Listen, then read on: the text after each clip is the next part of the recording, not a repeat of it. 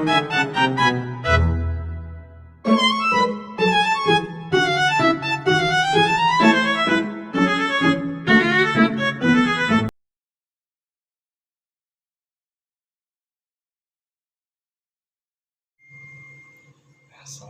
warahmatullahi wabarakatuh. Perkenalkan, nama saya Muhammad Abdul Seki dari kelas PJKR 24B. Nah, di sini saya berasal dari prodi PJKR Fakultas FKIP angkatan tahun 2024. Dan saya akan menjelaskan Aswaja bab 4. Nah, pembahasan yang mulai dari bab 1 sampai dengan bab 4 kali ini saya membaca dari buku Aswaja. Nah, contohnya tadi mulai dari bab pertama sampai bab 4, mulai dari soal hingga jawaban. Kita membahasnya dari buku Aswaja.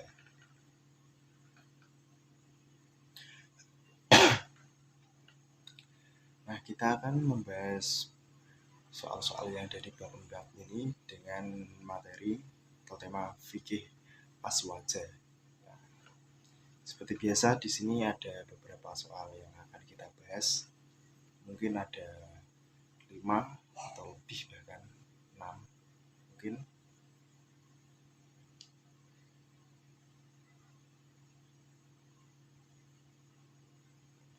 Yang pertama, soalnya ialah apa yang dimaksud dengan mazhab dan jelaskan hukum bermazhab bagi orang awam, mujtahid dan ulama yang belum mencapai derajat mujtahid.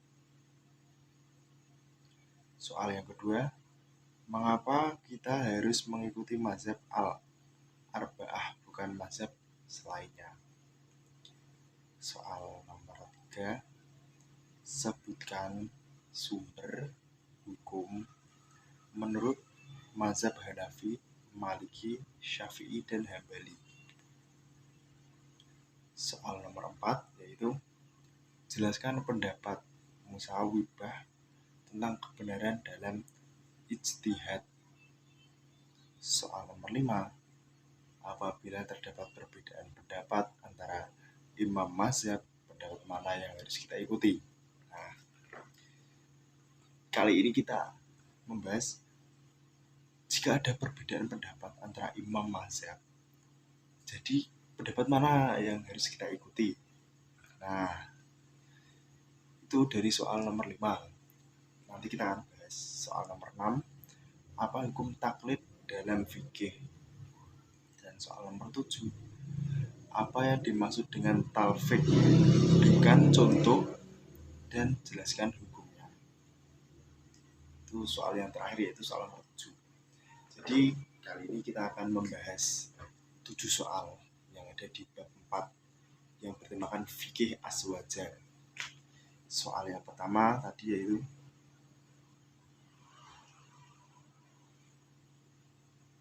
apa yang dimaksud dengan mazhab dan jelaskan hukum bermazhab bagi orang awam, mujtahid dan ulama yang belum mencapai derajat mujtahid. Pembahasannya yaitu mazhab adalah pendapat atau metode seorang ahli fikih yang diikuti oleh para pengikutnya yang menisbatkan diri kepadanya. Hukum bermazhab bagi orang awam yaitu wajib hukumnya bertaklid kepada para ulama, mengikuti ulama. Bagi orang awam bukan berarti tidak mengikuti Al-Quran dan As-Sunnah. Nah, itu adalah hukum bagi orang awam. Adapun bagi mujtahid, maka ia wajib beristihad dan tidak boleh bertaklid kepada yang mujtahid yang lain, walaupun mujtahid yang lain diikuti tersebut adalah sahabat atau sahabat. Ulama yang belum mencapai derajat mujtahid, para ulama berbeda pendapat terkait golongan ini, kedua ini. Menurut Ibnu Al-Habib dan beberapa ulama lainnya, golongan kedua ini sama dengan golongan pertama, yaitu wajib bertaklid. Sebab ketidakmampuan mereka untuk berijtihad. Soal yang kedua, apa kita harus mengikuti mazhab al-arba'ah, bukan mazhab selainnya? Jawabannya yaitu mengikuti selain mazhab al-arba'ah bagi umat Islam saat ini hukumnya tidak boleh. Setidaknya ada beberapa alasan tentang ketidakbolehannya. Yang pertama, pada saat ini tidak sanad yang bersambung yang dapat dipertanggungjawabkan kepada selain mazhab arba'ah. Yang kedua, pendapat yang dinisabahkan kepada selain mazhab arba'ah tidak mundabit. Batasannya tidak dijelaskan. Artinya tidak dapat diketahui apakah pendapat yang dinisbahkan kepada mereka adalah mutlak tanpa syarat ataukah harus disertai syarat. Hal ini karena pendapat selain mereka tidak ada sanadnya hingga tidak dapat dipastikan penisbatnya tanya kepada para imamnya.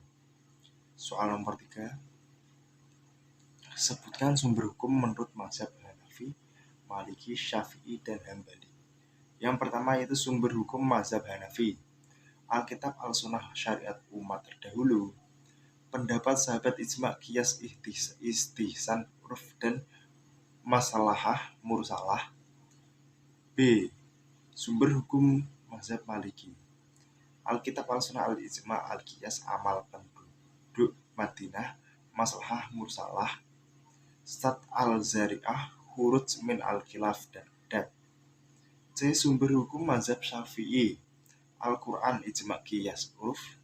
Sumber hukum mazhab Hambali, nas Al-Quran, hadis, ijma, fatwa sahabat. Apabila para sahabat khilaf, maka yang diambil adalah fatwa yang paling mendekati Alkitab dan Al-Sunnah, hadis, daif, dan qiyas. Itu adalah sumber-sumber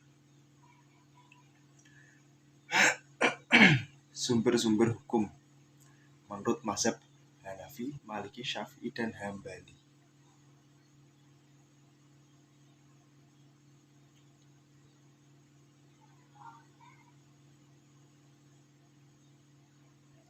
Soal nomor 4 yaitu jelaskan pendapat musawwibah tentang kebenaran dalam ijtihad. Meskipun ada hasil ijtihad yang salah, mujtahid tidak mendapat dosa sebab hal itu. Bahkan menurut ulama yang berpaham musawwibah, semua mujtahid benar dalam ijtihadnya sebab perintah Allah kepada mujtahid dalam permasalahannya yang tidak ada naqoti. Tidak semua orang boleh berijtihad, hanya orang yang telah memenuhi syarat ijtihad saja yang boleh berijtihad. Soal nomor 5, apabila terdapat perbedaan pendapat antara imam mazhab, pendapat mana yang harus kita ikuti? Pendapat manakah yang harus kita ikuti apabila terjadi perbedaan pendapat antara imam mazhab? Adapun apabila para imam mazhab berbeda pendapat dalam sebuah permasalahan, maka kewajiban orang awam adalah mengikuti mazhab yang ia yakini paling unggul dibanding mazhab lain atau minimal setingkat dengan mazhab lainnya, walaupun dalam kenyataan mazhab yang ia ikuti diungguli oleh mazhab yang lain. Soal nomor 6 yaitu apa hukum taklid dalam fikih? Taklid adalah mengamalkan sebuah pendapat tanpa mengetahui dalilnya. Taklid dalam permasalahan akidah hukumnya haram. Bahkan sebagian ulama berpendapat iman seorang mukallid, orang yang bertaklid, tidak dapat menolongnya besok di akhirat. Adapun taklid dalam permasalahan fikih, sebagaimana telah kami jelaskan dalam pembahasan sebelumnya bahwa wajib hukumnya bagi orang awam taklid kepada mujtahid.